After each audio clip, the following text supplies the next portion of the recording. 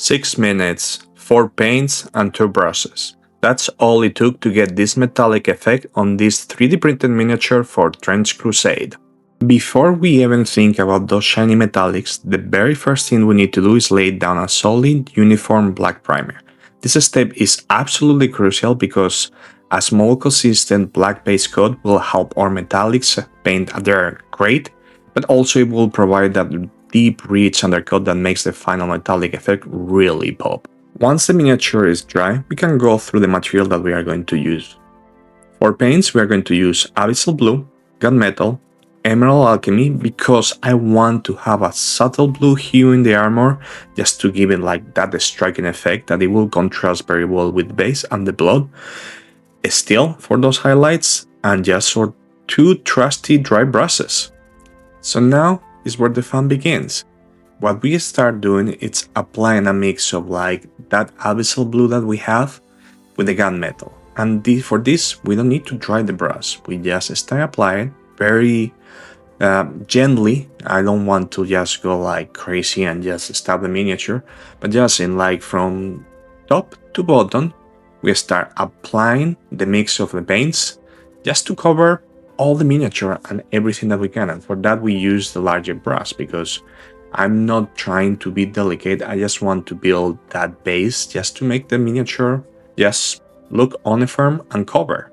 For those details that they're hard to reach, like don't worry if you can go to the sideways, it's totally fine. Once we achieve like a satisfactory point, we change the brush and we start using just the gunmetal color by itself, and this time it's more dry. We want to start building that metallic effect. The mix that we applied before, it helps just to start having those shine in the top parts, but still a bit matte in like the shadows and the recesses. So now a tiny bit more delicate, we started to build that metallic effect. It's just very gentle, as you can see here in the screen, very just brushing in one direction, just delicate, almost like touching a flower if you wanna say it that way, but just slowly building those volumes and where the light is going to reflect the most in the miniature, making sure that all the details that they are going to be metallic, and this model is fully metallic, get covered. So now is where the magic starts to happen, and we start in applying that metallic blue just to bring some contrast to the miniature. Very gentle, we start applying almost like you are swabbing very gently in the volumes that blue, because the idea is that the light reflecting on like the armor is holy, it's sacred, it's a magic armor, so like that tiny bit of blue will make it pop really nice. And focus that I'm just focusing in the areas that they're going to get the most light, not going from the shadows. I'm not trying to hit anything that is going to be covered, just from the top to bottom, very gently hitting those edges in the volumes that they get light, just to bring up that magical blue.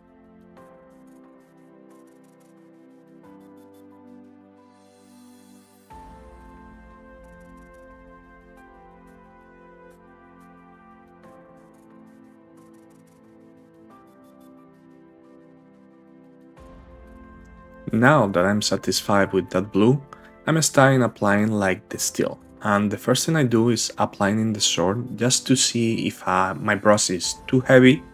In that case, I was able to almost paint the entire sword. So I get rid a bit of like what I have in the brush. I brush it to my skin and I start applying just to the very top edges.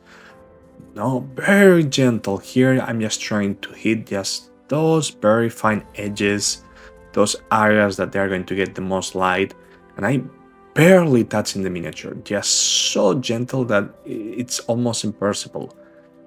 You cannot see it like at simple eye that actually I'm applying that, but with like a couple passes you can start to see like those areas that they will get the most reflection. And that's what's going to make the metal look realistic, because when you have like a metal that is getting any kind of light, you're going to get like the maximum light, which is almost the white, this is still that I'm applying, to the very top, and then you go like this, a very quick contrast towards the more darkest areas. Once I'm happy with the result and I see the contrast and I like how the miniature looks, I will be ready for the next phase, which will be to actually paint the rest of the details of the miniature, the cape, the sword, maybe some elements that are going to be different type of metal, like it can be more steel, maybe they are more forged iron. The gun, it might be more black metal. So we will paint those details most probably in the next video, and then is when we will apply actually a wash, because in order to have a uniform miniature, the wash needs to be applied to all the elements to have like the same level of shadow.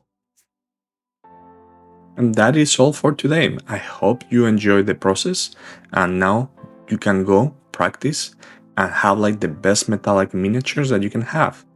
See you next week.